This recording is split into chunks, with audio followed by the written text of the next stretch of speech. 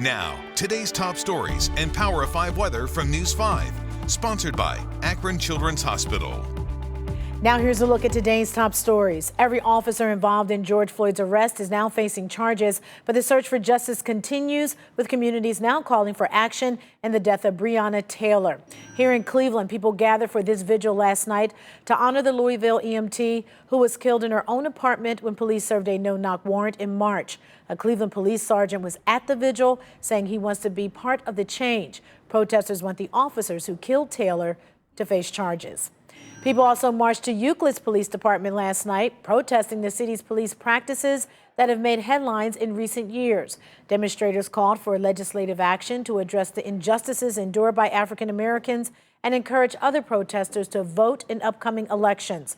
Organizers say they plan to continue to make their voices heard by holding similar demonstrations at upcoming Euclid City Council meetings.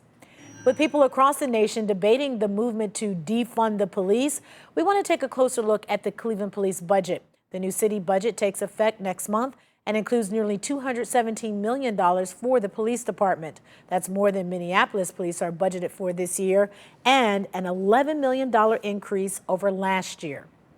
A big day at assisted living and intermediate care facilities in Ohio. Outdoor visitation is now allowed. These facilities shut their doors in early March in an effort to protest this vulnerable population.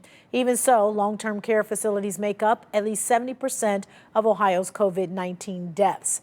Now with visitation back in play, there will be new regulations like visitation scheduling, temperature checks, masks, and social distancing.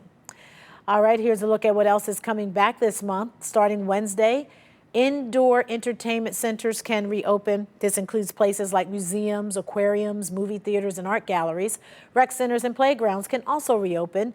But to keep everyone safe, the state recommends these venues set up appointments for customers when it is possible and close once a week for deep cleaning. The Cleveland and Akron zoos will open on the 17th.